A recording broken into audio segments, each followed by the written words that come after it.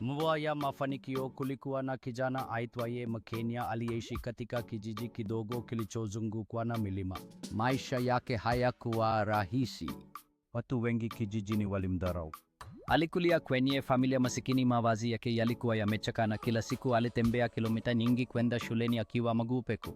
Wengine walimcheka wakimwambia, huwezi kufanikiwa ukiwa na hali kama hiyo.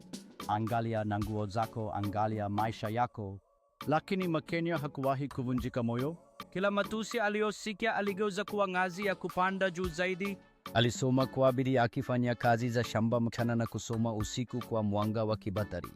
Siku moja kijiji kilipata habari kwamba Makenya alikuwa amepata udhamini wa masomo kwenda kusoma nje ya nchi. Aliondoka akiwa na maboksi mawili tu, lakini akiwa na ndoto kubwa sana. Miaka ilipita. Makenya alirudi kijijini akiwa daktari bingwa mwenye kliniki zake na taasisi ya kusaidia watoto wa mitaani. Wale waliomcheka zamani sasa walimuita mwalimu na msaada wa Mungu. Akiwa kwenye hotuba kijijini aliwahi kusema, mvua si kilama,